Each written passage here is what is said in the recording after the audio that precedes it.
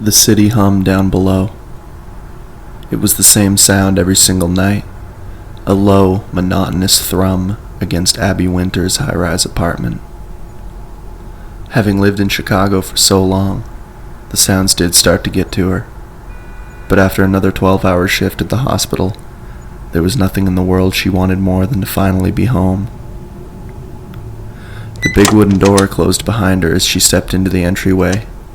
She let out a heavy sigh, kicking off her work shoes. Her feet ached. The smell of antiseptic clung to her scrubs. She felt like a complete mess. Abby flipped on the living room light and tossed her keys onto the small table by the door, causing a loud clatter to echo through the quiet apartment. Suddenly, a strange feeling washed over her. The air felt cold and uninviting, followed by a strong sense of dread lingering in the room. She felt as if she were being watched, studied by an unseen presence hiding just out of sight. Abby scanned the living room, breathing slowly to be as quiet as possible. Nothing looked out of the ordinary. Everything was right where it should be, and there was no sign that anyone had been in there. Next, she peered down the dark, empty hallway leading to her kitchen. Still, there was nothing noticeable.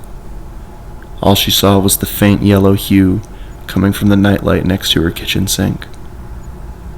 But something still felt off. This was her home, her safe space to be alone. But on this night, it didn't feel like she was. She moved down the hall, heading for the kitchen. A tall glass of water, a hot shower, then bed. That was the plan. The Chicago skyline spread outside her sliding glass door, a glittering quilt of lights. Abby stood in the middle of the kitchen and stared at the door. It was then that she saw it. A shape, a dark outline through the reflection of the glass. Something was standing on her balcony. She froze, her breath caught in her throat. The figure was tall, entirely cloaked in black. No skin was visible, and its face was only a blank, white mask. It didn't do anything but stand there, perfectly still. Abby took another step, and then another. As she reached out her hand, hovering near the cool surface of the glass, she focused hard on the figure, trying to make sense of it. Was it a trick of light? A shadow, maybe? As her fingertips brushed the glass, the figure suddenly vanished. One moment it was there, the next, it was gone. A shaky laugh escaped her lips. It was just as she thought. She was too tired and her eyes were playing tricks. She dropped her shoulders and let out a long breath she didn't even realize she was holding. She truly needed to sleep. Then, a faint sound came from her bedroom. A soft scrape. Abby froze. Her blood ran cold. The sound was quiet, but distinct. It wasn't the city down below, and it wasn't the building making noise. It came from inside. Her eyes darted to the bedroom door, now standing slightly ajar. That's when the horrifying realization hit her. The shape, the figure she had seen on her balcony wasn't on her balcony at all. It was in her apartment. The glass had shown her the truth of its presence, already inside, reflected from behind her.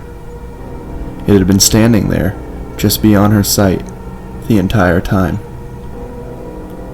Panic seized her and her chest tightened. The stifling dread rose in her throat. Her mind was screaming at her to run, but where? The front door was behind her, too far and too risky. The living room offered no cover either, and her phone was dead, so she couldn't even call the police. Abby's gaze fixed on the bedroom door, and the faint scrape came again. It was closer this time. She backed away, one careful step after another, her eyes glued to the bedroom. Every nerve in her body vibrated with terror. Then the bedroom door creaked open, and a tall, dark shape appeared in the doorway. The same figure from before, dressed in all black, the stark white mask utterly blank. It began to move slowly, making no sound at all as it entered her living room. Abby stumbled backwards, her heel catching on the rug. She crashed to the floor, banging the back of her head on impact. Her terrified eyes stayed locked on the mask. It was coming for her. She scrambled, trying to push herself up to get away. Her muscles felt useless and heavy. As the figure stopped and stood over her, the air grew thick with a metallic smell, like old blood. The shape stood motionless, its head tilted slightly. The white mask stared down at her like a cold void. No expression, no feeling. Abby let out a whimper. Tears streamed down her face as she closed her eyes tight. The blank mask was burned into her mind. It was all she could see. The cold presence all around her told her there was no escape. There was only the blank, final stare of a silent predator.